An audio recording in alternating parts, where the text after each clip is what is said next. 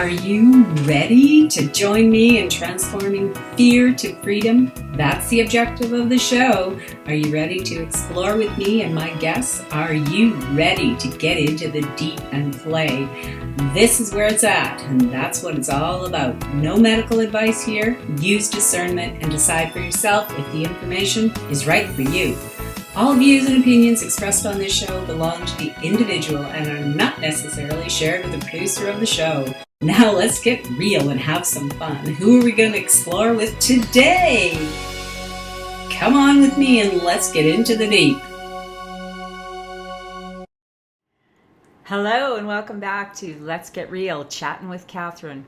Can't get any realer than this guest. Norma Cowie is joining us. She's a metaphysical and spiritual consultant. She's been doing work on spiritual journeys for a very long time. She's got a lot of wisdom, and she is still presenting a lot of great information to share with us. She's written books. You can go to her website. I'll put the link on the video for you. And it is just amazing the journey that she's had to dig up all this information that, she kind of goes where no one else wants to go, kind of thing. And I find it fascinating, the insights that she's gained from taking this journey herself. Today we're going to get into some stuff about grief and that whole journey, because it is something I still feel like it's the one thing that people have such a hard time with. And we'll see what she's got to say about that. Check out my new podcast, which is on iTunes now, Clarity Whisperer. If you go to the website, lgrcc.com, you can get all the links to the social media and my blog, and this show, of course, updates on the YouTube channel. And, I'm everywhere out there, but talking about all the kinds of things that I'm curious about, and I think many of you are too. It's pretty obvious that we are in a changing time, and it's kind of exciting, but the more tools we have, the better tools we have, the more we are equipped to actually thrive. I really think we're here to thrive. I don't really think we're here to suffer, like a lot of messages we get that, just suffer for your lifetime and then get rewarded on the other side.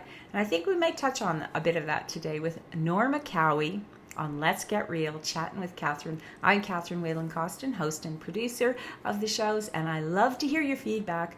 If there's topics you want to have me explore with people, let me know. I'm open to exploring and getting to, I can't say I'm going to get to the truth, because I've kind of figured out now that the truth is way bigger than anything we're ever going to get to on this planet. But we might get a little inkling, a little bit of wisdom. So thanks for joining me, and let's get into this chat with Norma Cowie right now. All right, so thank you so much, Norma, for joining me today on Let's Get Real, chatting with Catherine. Always a pleasure. It's my pleasure to be here.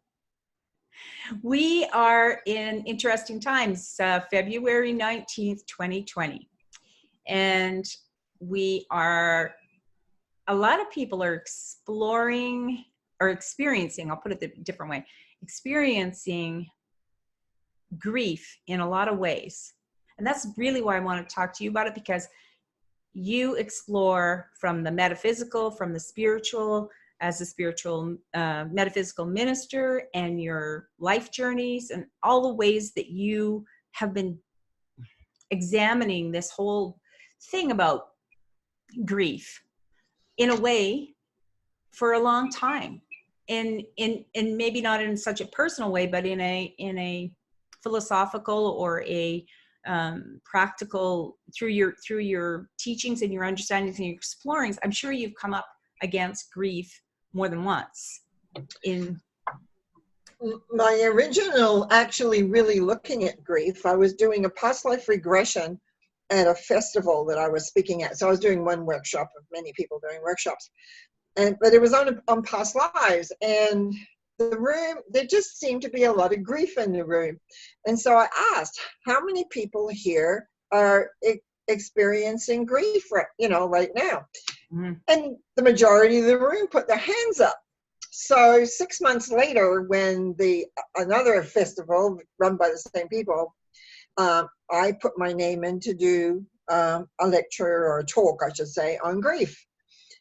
I had did a little bit of research about what they say about grief, etc., and I've put my own metaphysical element to it as well. And I did the talk, and it was well received, and everything else. And I thought, I've got this covered. Like I understand it. I had a little bit of grieving here and there in my life, broken marriages, mom and dad dying, granddaughter dying. But then my daughter last year left us by our own hand. And that was a whole different story. For the first time, I truly emotionally felt it. And I was so thankful that I knew what I knew. And I knew that the major thing is acceptance of it. But I was now, I came to experience from a whole different level. And the journey, which still can happen, I can still have things all of a sudden trigger me. I knew that anger was one of the steps. Right. And because people know I'm a psychic, people know that not that I'm a medium, but I have talked to my parents and things like that when they first passed over. Yeah. And they would say, oh, we got to see my daughter. They said, oh, we've seen her, Cowie. I said, I can't talk to her right now. I'm still angry. I am so angry that she did this. And it's only been, to be honest, in the last, 2 months, maybe, that I'm not, I found myself, certain things that have come up that I don't have the same anger or the same reaction that I was having. Have I accepted it? Yes, because that's the reality. And I am a reality thinker. Since this all happened, and once things settle down, because there seems to be so much you have to do after someone's passed that's really close. And the one thing I was really, really aware of was the hole that I felt was left in my life. That my daughter and I had a very close, difficult at times relationship, but I always said I was her child. And so she was always there telling me what I should or shouldn't do in my life. and had a big influence at different times. So that hole was the thing that really surprised me. Although it really shouldn't have, because my sister said when my mom died, I feel like I'm missing a part of me. And at the time I didn't understand that. I do now what she meant. And what I found was that as I began to get, you might say, more accepting and everything cooler in my life is beginning to reform, was that I had to really watch my mental, because I would go back and think, well, if I'd done this differently, if I'd done that differently, if I'd said this, if I had said that. And the reality was, just due to the circumstances of what preceded all this, is that myself and many of her friends were absolutely exhausted dealing with her, that I realized, first of all, I had to keep forgiving myself, because I didn't have it to do what my mind was saying, well, if only you'd done this, or if only you'd done that. So I had to exert a lot of mental command over my own thinking. And luckily, I'm good at that. I understand that. And I know those things just don't get changed in one time. It maybe take 20, 30, 100 times. You have to say, no, that's done. Accept it, let it go. Now get back to where you are now and where you're going. So it's really, I think, a lot of people. I've had some people respond to a talk I did on grief and acceptance, and with people writing back saying, that a number of years later, and the whole family has been affected by someone taking their life, and they just hadn't got over it. And I think that's, to me personally, quite a waste of our lives. I have gone on to have quite a different life. I was just a year ago today, I left for New Zealand for 6 weeks with my daughter's ashes. My son joined me a month later for the last 2 weeks. And I didn't know what was going to go on with my life. I didn't know where I was going. I didn't have a good friend had given me a place to stay, but I had no home. Everything was in storage. I didn't know what I was going to do. I mean, I know I had my work, but it was like where I was going. I did not know. My life was up in the air. I came back on the 3rd of April, not knowing where I was living. And by the end of April, I have this little apartment that I live in now, very happily, brand new, that I'm in. Life went on, and that was a lot of it because I knew how the mind worked, and I knew what I needed to do to create my life again. And that's what I've been doing. Yeah, and I wonder too, you know, it for me, I noticed that feeling too, not so much after my son died, but after my mother died, because I had been her primary caregiver from the time my father died. My father died when I was 9, and my mom, and you know, she just really was in shock. I would say she never really got over it in a way that she could function her life, her dream, her, you know, happy family, husband, 5 kids. I mean, she was 35 when he died.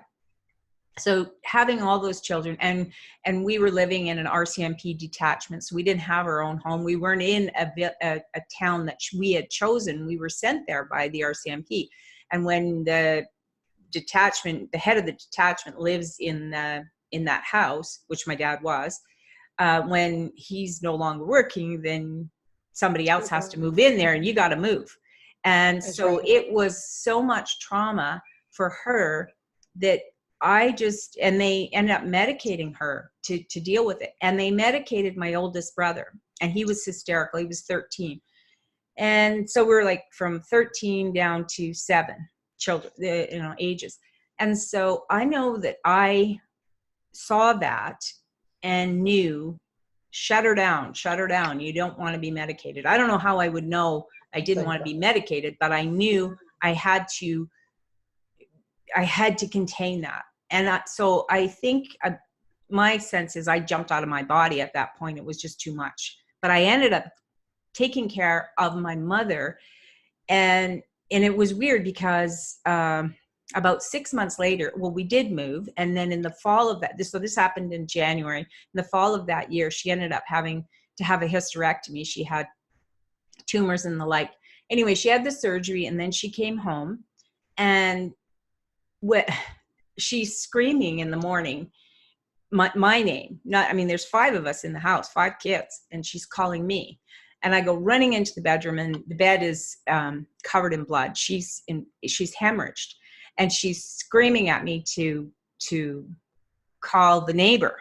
So I run in my nightgown across the street to the neighbor.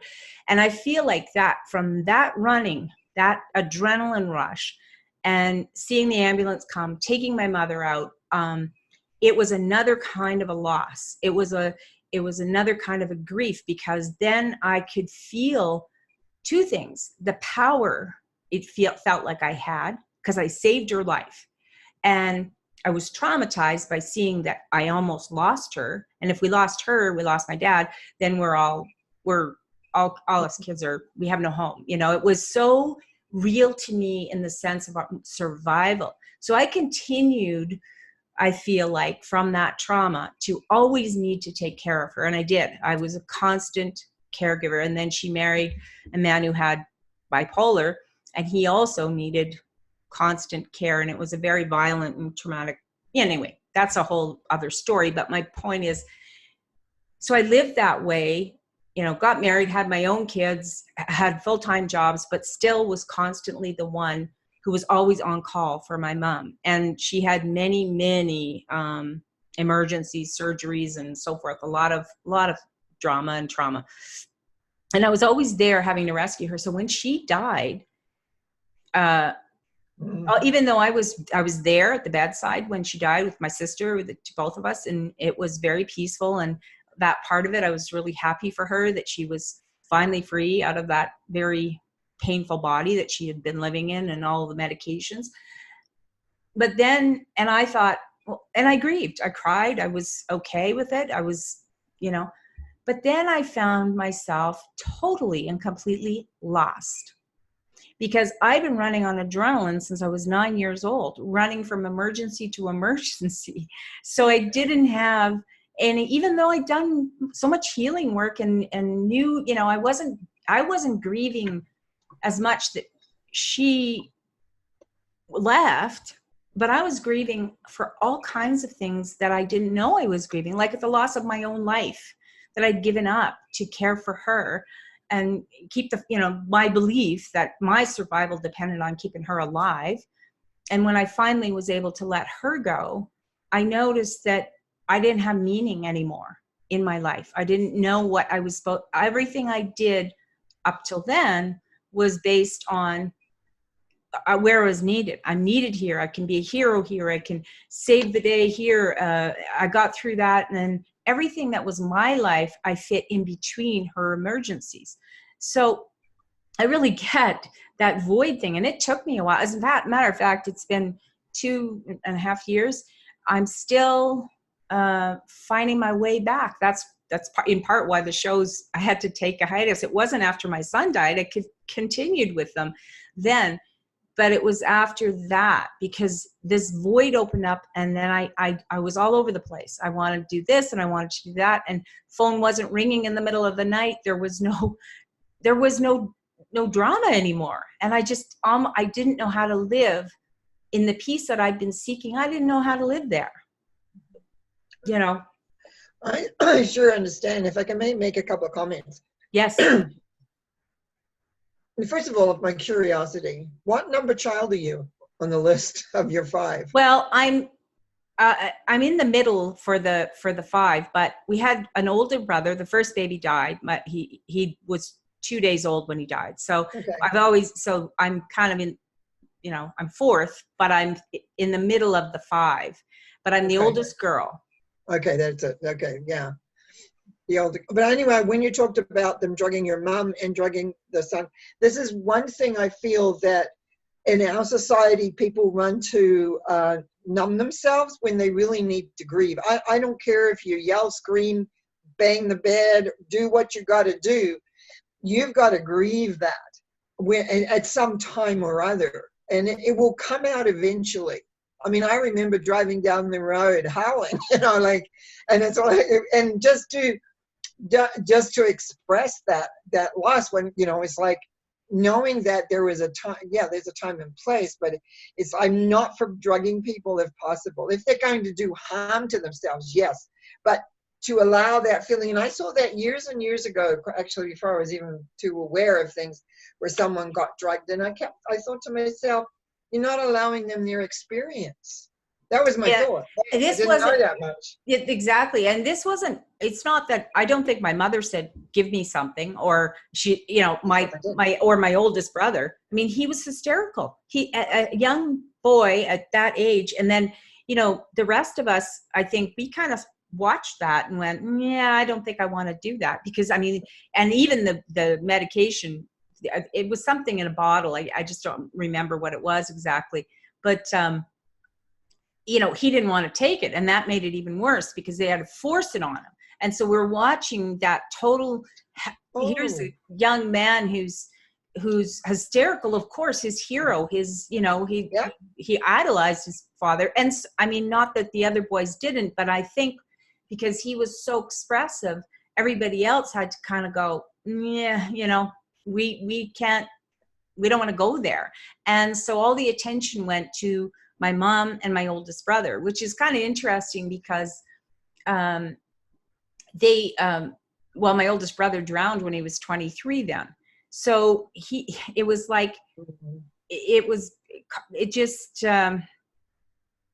felt like a pattern in my family and I think for me, I kind of thought, well, after my dad died, before my brother drowned, I thought, 37, hey? Well, if I make it to 37, then I guess I'll have done something. Then when my brother drowned at 23, I thought, well, poop, we're getting younger and younger here. This is not good. I had a real understanding because my dad's father died young, he was like in his 50s. And then my dad's 37, and it looked like, I could see a pattern, and I kept thinking, man. And so after I hit 37, I thought, okay, well, I made it, I'm past that point. And I think we all felt that way in some way. It was a real marker, because it just impacts you as a child. And when you don't have adults that seem to be in control, responsible, and like they always talk about kids being resilient, but kids are not. Yeah, we all end up growing up, but how broken and how many wounds. Like, you have to be able to let a child express that stuff. And I didn't have anyone I could express it to. I remember going back to school. It's still a vivid memory. I was standing in the hallway, and it was a small community. And of course, my dad being the head of the RCMP in that area, everybody knew who he was. And he had a massive heart attack. He wasn't killed on the job. He just had a massive heart attack. But a kid came up to me who'd probably been coached by their parent, what to say if they saw me. And they said, "I'm really sorry to hear about your dad." And I looked at them and I said, "Oh, well, stuff happens." Now, I was 9. Yes. That's not, but I knew. And when I look back, I can see how shut down I was. So people would think, you're adjusting, you're fine, you're resilient, you're a kid, you get over it, move on. But you don't. You have to be able to have the discussion about it with people. We have to break open this conversation more. I mean, that's part of why I talk about it as much as I do, because it seems like it's our last taboo. We can talk about everything, every bodily function and so forth, but we don't want to talk about our spirituality in a true, not religious way, but just true. What are we doing here, and what is happening when we leave, and why do we feel so much grief when someone leaves? Why do we feel guilt when someone else leaves? And it's a good point. The guilt part is very definitely a good point, because like for me, it was, why did I not do this, or why didn't I not? And I don't run a lot of guilt normally. I kind of did a lot of work around that a long time ago. But that's what life does. It brings you. For me, it was a lot of sense of getting over what I may have, could have, or should have done, knowing that what's done is done. There is a whole level of acceptance of that. So what becomes the meaning of life? And you touched on it when you were saying about all of a sudden your mom's not there, and you're also coping. Did she follow your son, or did your son go first? So she followed. Yeah, my son went first. My son was. What age was he? Sorry? What age was he? 20? 29. 29. So, okay, so we've still got someone young from the family going, yes. Now, for myself, I realized I had to now be 100% responsible for my life, because before I always had my daughter telling me what I should do, and I was claiming more responsibility in lots of ways. But it was like all of a sudden, oh, now I'm divorced. I haven't not ever remarried after my second divorce. And so it's like, now it's me. Yeah. And same thing is like, so what am I doing? There's no, I always felt my daughter had my back, right? Because she was always there. So she always came in at the last moment when I had businesses and she didn't like how people worked for me. She'd come and work for me. She was always there, one way or the other, you know. Yeah. And then all of a sudden, she's not there. Yeah. And so there was a different level of maturity that I had to come to the terms of at a whole age of 74 to begin to say, oh, now what? I can't depend on her. She's not here. And also to what I recognize that it's kind of, I could blame why I wasn't doing my own life. I could blame it on, well, I have all this other responsibility.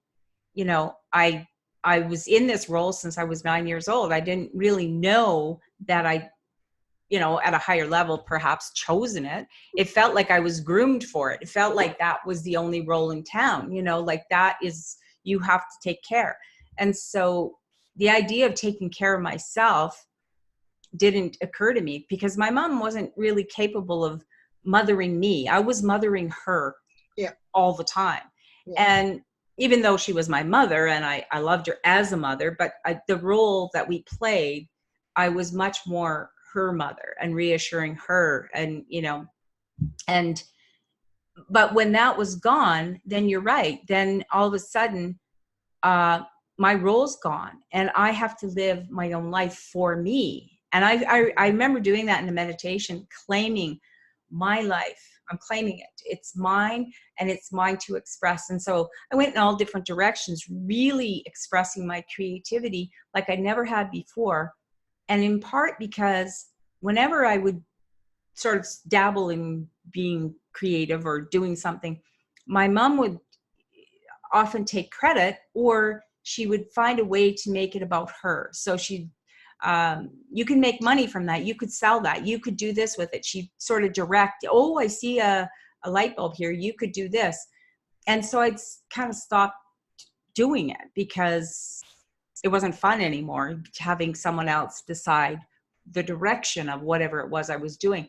And so all of that being ordered around, being called, pulled, whatever, when it was gone, I almost didn't know how to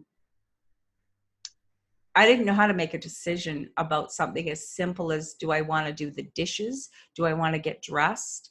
Because I always did it in response to have to get those dishes done and get dressed and be ready because the phone might ring and I might have to run. So, and I didn't have to do that. So then it was almost like a rebellious period where I was like, I don't think I will get dressed and I don't think I am going to do those dishes until tomorrow. Maybe I won't even do them tomorrow. I became really different than what I had been my whole life. And I felt like I was grieving a part of myself, and maybe even guilty for the fact that I went along with it for so long and didn't, because I was in my 50s when he passed, and so it's like more than half of my life, or maybe only a third, because I have a plan for a lot longer lifetime. So maybe not, but who knows? But and I'm not saying I don't have any anger or about it now, but I did, and I let myself feel that, which I wouldn't do that before.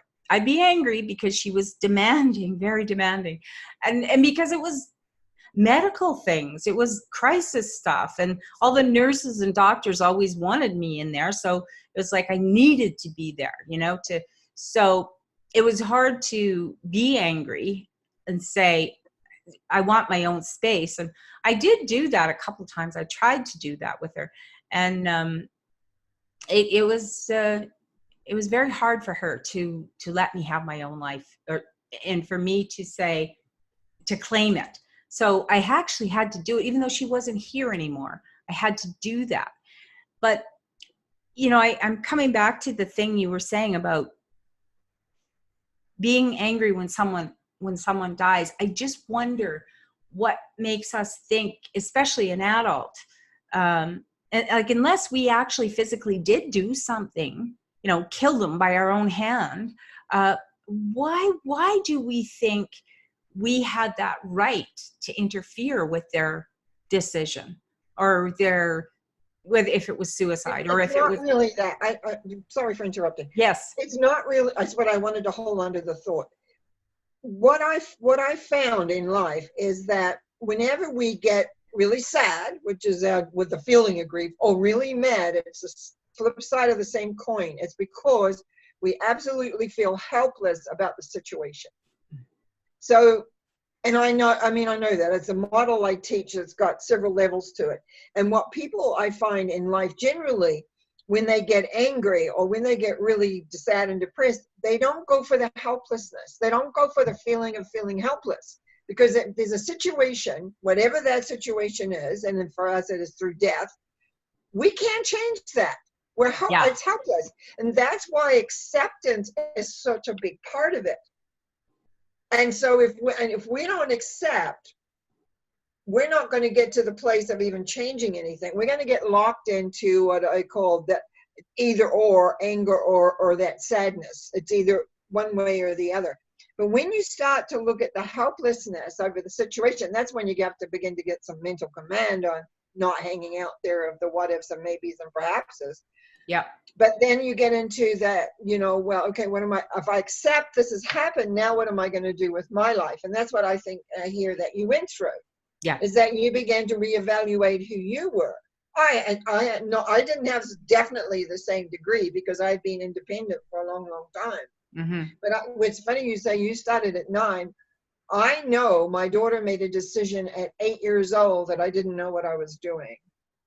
I remember it. We were in an airport and I was upset because I was going back to New Zealand, leaving my husband, and I was crying, kind of started crying. And I know she made that decision then that I didn't know that she had to look after me. She did what you did, not because I asked her for her, but she made that decision. Yeah, I actually, that's exactly, I could see myself thinking it right there. Yeah. And yeah. I mean, because, and then after that, it became just one thing after another, where she kept giving me that evidence to say she didn't know what she was doing. And so, it seemed and that's what grows. And it's amazing the cycles that go on from that, things that go on from that, which is so interesting. I started my life out just as a continuation of how that can work. I started my life out as a tarot card reader. And then I moved into the personal growth avenue instead of doing a lot of energy work and things like that. But my daughter still saw me as a tarot card reader. She did not change that inner perception of who I was until one day something happened and she looked at me and she said, I didn't know you could do that, Mom. It was like, because her picture had to change, right? Mm-hmm. Yeah, exactly. But, well, I was thinking about the and I understand that anger, that's a natural thing. But I also wonder if you actually, I really want to encourage people to go to Norma's YouTube channel, because she has lots of videos on there and lots of books and resources on her website. But this particular video spoke to me so clearly, and it was about having a philosophy. And I do think that plays a part in how we're going to travel through, because everyone is going to have loss. It doesn't mean you're maybe not your child or your parent, right away, that eventually you're going to have some kind of a loss, a job, a marriage, or whatever. And how you are going to go through those rough parts, having a philosophy, what Norma was talking about, makes a big difference. And can you expand on that a little bit for us here? Yeah, I think a lot of people, especially these days, because I mean, I just need to give you a little bit of background here for people that don't know me at all. I grew up with a little bit of, first of all, not in my body at all, not very present. And I had some Christian background. But also the word God was in my awareness somehow. But I grew up inside with a great desire to know God, to know what God was. How did that work? So it was a great motivator for me to a large degree. And then life presented me with circumstances in which I learned a very new way of looking at the tarot way back when I was 20 years old, a mother, actually soon to be a mother of 2 kids. And it gave me a philosophy. It showed me the blueprint of our lives, of how we respond to life. And over the years, I worked with that. And then but I still wanted that closeness, that understanding. And as I grew to understand that there is a love energy in this universe, and that we can connect with that, and that's a part of who we are. And when we have that, and it's that connection to what I call source energy. I actually called it myself a divine essence, because that's how it feels to me. Yes. It's just this beautiful essence. And when we connect to that, and when we strengthen that, and part of the strengthening of that means letting go of the decisions we make, the emotional blocks we have, and all things. And that's a lot of my work today with people, is to do that and help them to connect to that love source energy, which it's when I first ever really touched in it, I knew it had to be inside me. And so it's been a long time in life working to ensure that I know now that's always a breath away, because I can breathe and breathe down and into it. It's going in. And I found, like, someone asked me actually this morning if I had done a talk on meditation, and I hadn't yet. And one of the things I found in a lot of meditation is that they take you in and they will sort of go up for the energy, but it's like, no, is you go in and down, because that's the connection, is the strength that you get. I do not know really how the majority of people handle any kind of situation in their life without a philosophy of some kind. Now also, just to kind of say, I first learned the tarot, then I learned about past life regression work and past lives and the philosophy of reincarnation. And so that gave me another look. Now, as a psychic, I am not a medium. People find me all the time, medium. No, I can tell you the vibration of people who've passed, but I don't talk to them. I have talked to my parents when they passed, and I will eventually, I'm sure, talk to my daughter. I just am not willing to do that yet. And I accept that. That's my choice at this moment of time. Although things happen, sometimes I go, yeah, okay. And sometimes I ask her a question and I get the answer, but it's not that visual. Like I told someone once that I did my therapy with my father after he died. We'd go for long walks and talk about things. Yeah, because they were accusing me of being hung up on my dad. And I said, no, hey, I had a difficult father. There's no doubt about that. But we really talked that out after he was dead. And I remember I didn't even recognize them when he first walked in, actually, on me one day. But anyway, because when we pass over, we go back to around 30. Yes, that's right. And he had lots of hair at 30, so I'd never seen him because he was 42 when I was born. But anyway, like, when you have a bigger picture, we can get all caught up in our feeling in the moment, but when we know the bigger picture, when we know there's so much of life there willing to support you to create what you want to create that happiness, to create the world that you want, we have these indulgences where we allow ourselves, oh, poor me, or why did this happen? It's not going to get us anywhere. So it's really about knowing that there's so much more. And yeah, having the philosophy, and I really never care what people have or what they call the energy they have, to have something that's bigger than yourself. To know, and that energy loves you. That's the key. That energy, whatever you call it, loves you and wants the best for you. And I think that sometimes that's what's right there is the hard part, is that some people really don't feel worthy of that love, don't feel that, I remember, obviously I don't know for a fact this is true, but I remember reading this that I remember so clearly. She was talking about Judas, and Judas, because the story is that Judas then went to hell after he was the traitor and sold Jesus.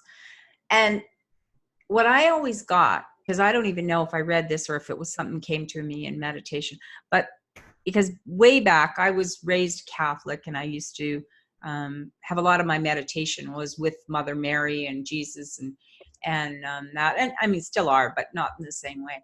But anyway, what I got was that Judas, the only mistake Judas made was that he wouldn't ask for mercy. He wouldn't ask. He didn't think he was worthy of love.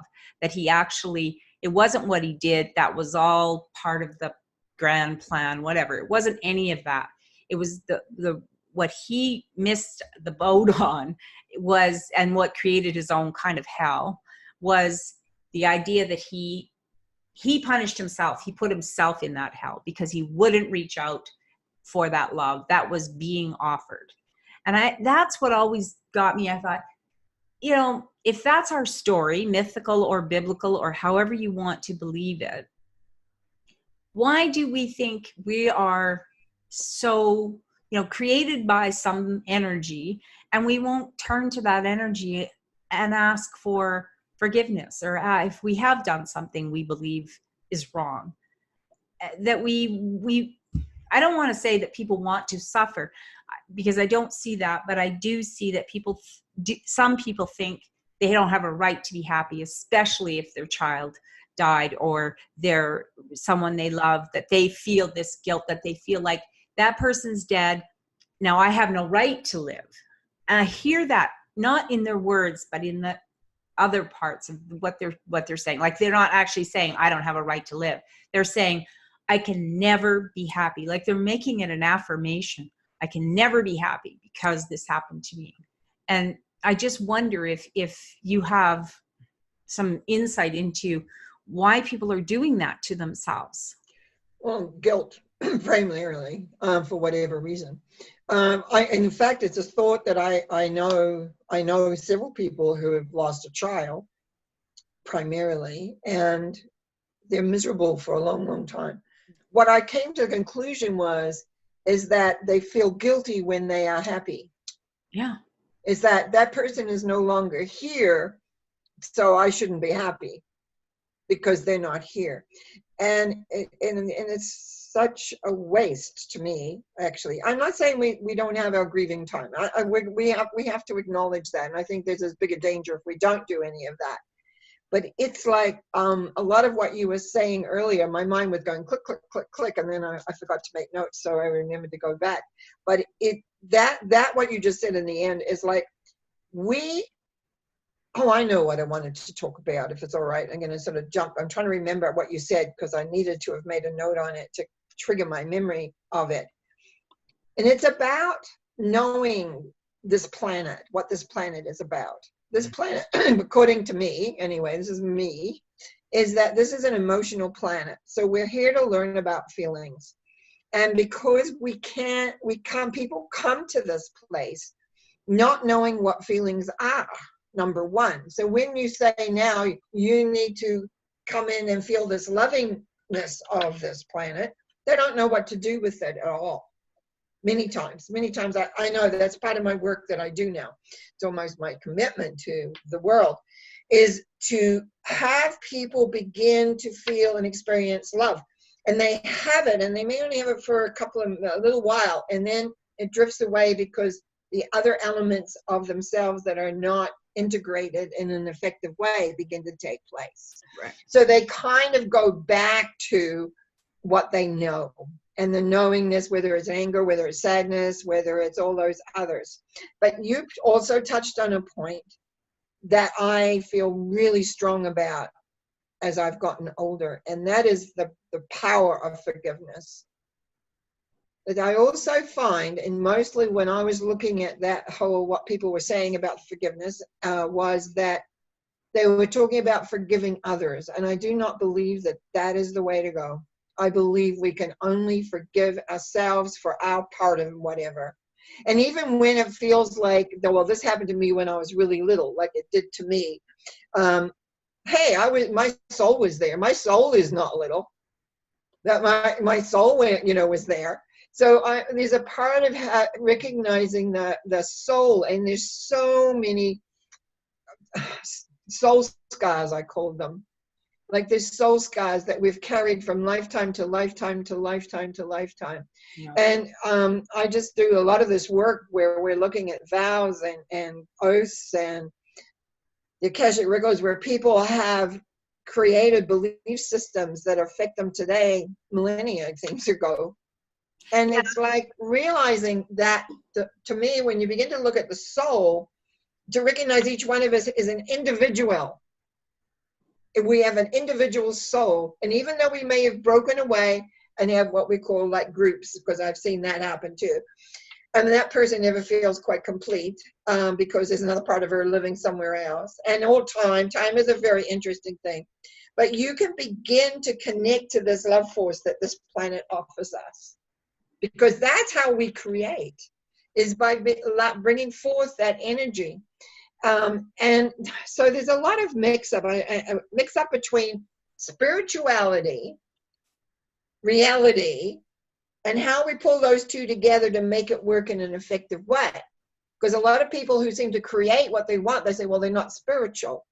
But how come they're creating? Because it's the same energy, and people who are spiritual somehow don't seem to be creating the same way. Well, how come that dichotomy is going on? Because I think it's not a matter about, it's what your philosophy is and how you interpret that, and be aware of that. Yeah. So life is such a fascinating, interesting thing because we've got so much to explore. My dad used to say, you can't put an old head on young shoulders, you can try. Well, I wish I knew what I know now, even when I was 50. But Yeah. I've learned so much in the last 25 years.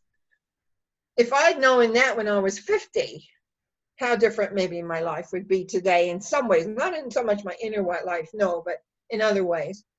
And I think that's true. And the only thing now that I'm personally involved in is to share as much as I know for people who are willing to hear and take a different perspective and a different look at different things. Well, and the other part too, that is it, it's funny, words are so interesting.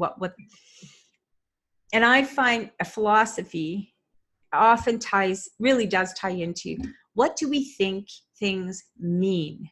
This has come to me so many times with especially when my son died. That was one of the things that came to me is,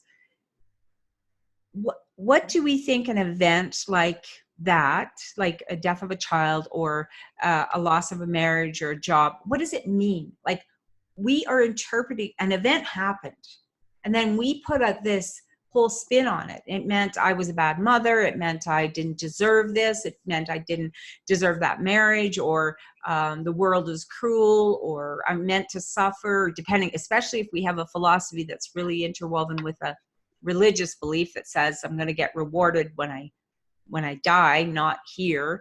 Those kinds of things. Like, I think we put a lot of, we all have our own spin on what did it mean, and even the concept of, I remember when my children were born, I really knew they didn't belong to me.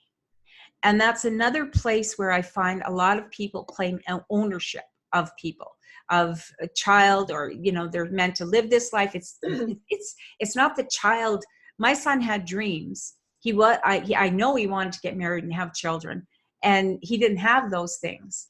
But and I could say, well, I was denied grandchildren and a whole other thing, right? That if it was my dream, but it wasn't, it was his. And since he's not here, and to me, I know he's out there surfing the universe, like having a blast. And then clearly he was complete. To me, I've always felt he was complete. And that dream, it was just a natural thing. I just always thought he was going to, but he never did. But he loved kids, and he loved, women, and he loved the whole, he loved to dance. He had really good time while he was here, but he's gone. And I really think that so often when someone leaves our lives, especially a child, that we have claimed ownership. I brought that child into the world. I gave them a room and board. They were going to take over my business. They were going to do this for me. They were going to, and I've been denied.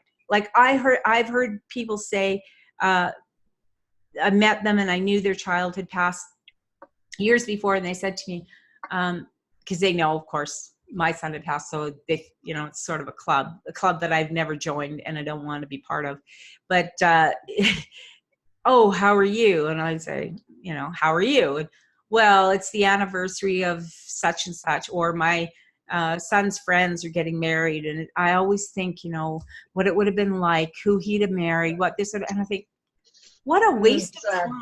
What a waste of your life doing that kind of thing. Yes. So do you think that meaning, like does that tie into philosophy? Well, it is a philosophy. It is a belief structure. It's a belief structure. I want to go back to what we talked about earlier about acceptance.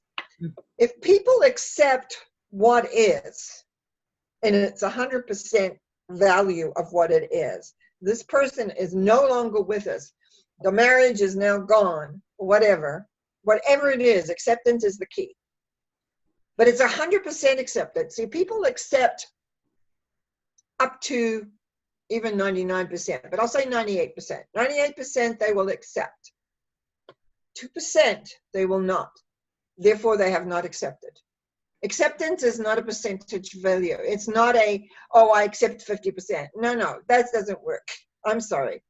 You need to accept 100% that this is how it is. It's only then are you free to make a different choice or decision about what's going to happen. Otherwise, you're always living in that la-la land of hoping, wishing, praying. Somehow it's different. And then what you just mentioned about, well, then we would have the wouldas or the couldas and the shouldas or whatever. Yeah. That's a lot of energy that has nothing to do with reality, which means you really have not accepted what is. Yeah. I call it isness. What's your isness? Well, I really think that, one of the keys, if we're ever going to help people to deal with grief, is to recognize, of course, everybody's going to do it their own way. That's the biggest thing for me, is we got to stop saying to people, when this happens, this is how you're going to, Yep. This is how long it's going to take. This is the process. I mean, it's been, it was 2012 when Ryan had his car accident, and here I am, there's days where I think, damn, and I feel sad. And then I go, oh yeah. And then I can sort of hear him. I feel him around me, and he, tells me jokes, and it's, he goes with me in the car, and it's just a feeling that I always have. And it's so lighthearted that I don't feel like he's gone anyway, really. I mean, I feel like I know where he is all the time now. Yeah. So I don't sit up worrying about him at night. But, I just think that it's having a philosophy, having some compassion for other people, and not expecting the world to stop because your kid or your parent or your whatever got off. Like, you can't stop. I always tell people, enjoy your good times, really enjoy them, and don't tone down your good times because somebody nearby is going through something else, because you're going to have that time too, and you need those memories, those good times. People, when they're grieving, sometimes ask the world to stop. My world is crushed. You guys can't be happy. And I just think that that's a place where we can't control the rest of the world. It's going to keep spinning. Every day, a lot of people lose a child, a mother, a father, a sibling, whatever. If we're going to help people to see that this is part of life on planet Earth, only one way off the planet. So we're going to experience it at some point. What is your biggest one? Have a philosophy. I hear that. Have something to draw on. What else would be your? Well, one of the things that triggered my mind when you were talking earlier too was that we don't really know, in a socialized sense anyway, about life after death. We don't talk about. I should explain this a little bit more. When I'm doing my reincarnation workshops, like my past life regressions, I always talk about the death process as to how that works. Because I found no one was really talking. There was a little bit about it for a while there, some books out it that were, but people don't talk about it. It's something, like you said, a no-no. It's like, we don't talk about that. We don't want to talk about that. We don't want to think about that Band-Aid being ripped off. So what happens when we die? I was having dinner with a gal the other day, and she made this comment about, oh, well, when we die, then everything's all right. And I kind of said, hold it a minute. You can, as far as I'm concerned, everything is vibration. You cannot just say, oh, hallelujah, here I am with the angels. If you haven't done the inner work, if the soul cannot take that vibration, you're going to go to where you are. See, I don't believe in hell. I actually have a story about that. But anyway, if you're locked in your own guilt and your own whatever, yeah, that is a hell. My dad used to say to me, I did learn quite a bit from him, actually. Even though he was absent a lot, it was that this was hell. And in some ways, I was talking to another person, and I said, this is the practicum. We go in between lives and we learn, and then we come back and see if we got it. Because now we've got the emotions. Here is where we feel the emotions. Can we override that? Can we handle that? It's not about denying them. It's about assimilating them. It's about feeling them and knowing, I am feeling sad right now. And it's okay. Because then the moment you say it, you're going to feel better. Or you're going to do something to have you feel better, because unless you want to really hang out there. You know, the other morning I got up, I wasn't feeling very great. And I said, you know what? I need some rock music. So I found the station, put some rock music on, got the body moving a little bit, and I immediately felt better. Yeah. We forget there's an application between being internal and external. What are we doing? What is our action? And again, that goes back, what's the acceptance of what is, and where do we want to go? And when you lose goals, when you lose the vision of what you want, is where the issue is. Okay, so one thing that I've note here to ask you, because thinking I wasn't sure where you were going to go today with this conversation, or where we were going to go. Well, but it's the part about the after death. And do we grieve? Have you ever heard, does anyone say, or in your life readings, when they are, after they've dropped their body and they're on the other side or wherever they're hanging out, does anybody ever say to you they're grieving the life that they didn't live? Is there grief on that side? Is there a sense of loss? First of all, as I'm not a medium, I don't talk to the dead people, really. I'm more concerned about people here and their decisions and creating a life here. But I do have some friends that are mediums, and I send people to them. But I don't believe I've ever seen that, because my understanding, this was very early. There was a book, and the title is evading me at the moment, written by a gentleman called Peter Richelieu. And it was written right after the Second World War. And I thought he was right on. His brother I'll just tell you the story quickly that's in the story. And maybe I'll remember the title, but if Peter Richelieu wrote it. His brother died in the Second World War. So he went out and traveled, and just sort of mentally traveled. He was alive, to find his brother, who he found very quickly because he was dancing. So then he kept exploring the other levels, and he found like the Buddhists were here and the Muslims were there, and then he got up higher to the music and the choirs and everything. And that's a quick synopsis of this. But what I really got at that time of just reading this book was that we can, and I thought water always finds its own level. Right. So spiritually, we find our own level. And this is why community is important, because people of like-mindedness will congregate together. And they do that on the other side. We're no different. We just don't have a body. And this is where I think a lot of people say, this is that. The love comes from you the moment you are dying. It comes for you. And you've got to be ready to surrender to the love. If you have guilt, if you have regret, if you have all those other feelings inside, you don't accept that love. So you take a little bit of a longer way to get there.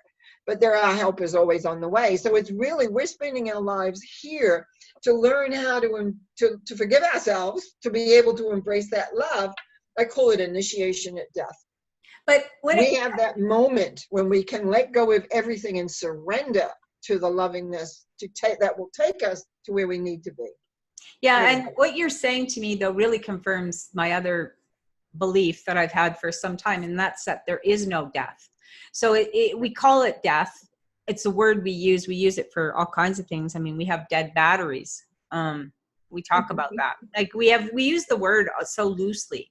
And so then when it'd be great if we actually lost it in that sense. Call it transition, call it graduation, call it moving on, call it drop the body, whatever you want, but they're not dead.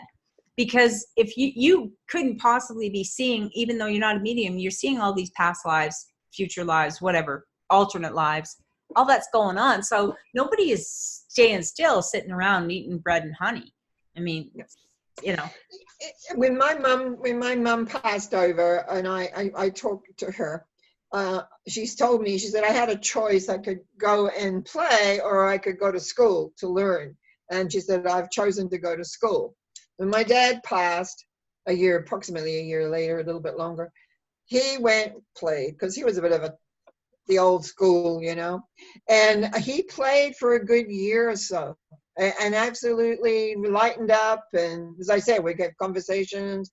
But I always remember this. One day I wanted to talk to my mother about something, and she said, "Not now, dear, I'm busy." And I went, "Time for me to let go. She has to go on. I can't be bugging her for something I wanted to know about. Let her go." And I feel good about that. Yeah, I think it's so cool, because it's that sense of we're still connected. I mean, she could, if you really needed her, she'd be there. But it's that sense of, I'm sort of laughing and smiling, because all of a sudden I've had a great niece just message me the other day saying that she'd had an experience with her dad who had passed on, and she felt him, and he was in her bedroom, and it made her very, very sad, and she wanted to know why he came to make her sad. So I got in there in my little therapist hat with my, well, no, there was some unresolved issues with you. And anyway, and she messaged back thanking me a great deal, because she felt a lot better now. Yeah. But it's like, yeah, they're not gone. The veil is very thin, and at certain times that can be incredibly thin if you're open to. If that's what you want to do, if you want to have, but you need a positive and construction, but it's like I still am always about the person that's here to be able to open themselves up to that lovingness, as I call it, as I said, the initiation at death, because no matter what you've done in your life, no matter what you feel really bad about at any point in time, if you can forgive yourself, you'll be able to accept that light. Because it's not about them not. You see, unfortunately, especially, and I know Christianity because I'm kind of raised in it, and I've worked with a lot of students who are Catholics in particular, and many other Muslims, Sikhs. I've had Muslims, I've had Sikhs, I've had all sorts of things that have come through my classes. But the bottom line is, we are not judged in that energy. We are not judged at all. We are only loved. And can we relish that? Can we express that and be that? I say to people, we have individual fingerprints for a reason, because we are who we are. They say that every snowdrop is different. I don't know how they did that, because there's billions of them. But it's like, how do they know that snow would melt on your hand right away? But we're all unique, and we must celebrate that uniqueness. I was criticized a lot as a child because I talked too much and I was loud. What do I do today? Yeah, you need those skills. Yeah, exactly. And you need those skills. I mean, that's the thing is we don't know our own value, because we are given messages as we're growing up by a world that is set on rules and conformity. And so anybody who's stepping outside of that in any little way, and depending on how your confidence is as a child, which isn't usually very good. I mean, you're still trying to find your way. Those wounds can be long term, but we do have the power to heal them. And forgiving ourselves, like you can. I've forgiven a lot of people in my life, but mostly I forgive my role in it, or my perception of what they said, because what I have come to know is what somebody said and what I heard. There's a wave, there's something between the waves, because a lot of times what I heard isn't what they said at all. I know that now. I didn't always know that, especially not as a child. But, well, Norma, I think this is really, really good information. And I want to encourage people to, if they want to take your courses, get a private session, because it doesn't have to be so hard. And I appreciate that you did the heavy lifting, and now you can share it with us so that we don't have to, really. I mean, some of this stuff, you have to do your own work. I'm not saying Norma's going to take magic fingers and fix you, because you're not broken, but can explore with Norma and do your own healing. I found working with Norma has been extremely helpful to me to move through my stuff. So thanks so much, Norma. My pleasure. Absolutely. My pleasure. Anytime. Wow, wasn't that amazing? Thank you to my guests for sharing with us today. Thank you for watching. Feel free to share the link. Preview guests and explore links to our Facebook fan page, WordPress blog, and more. We are creating an exquisite world. Until next time, take care.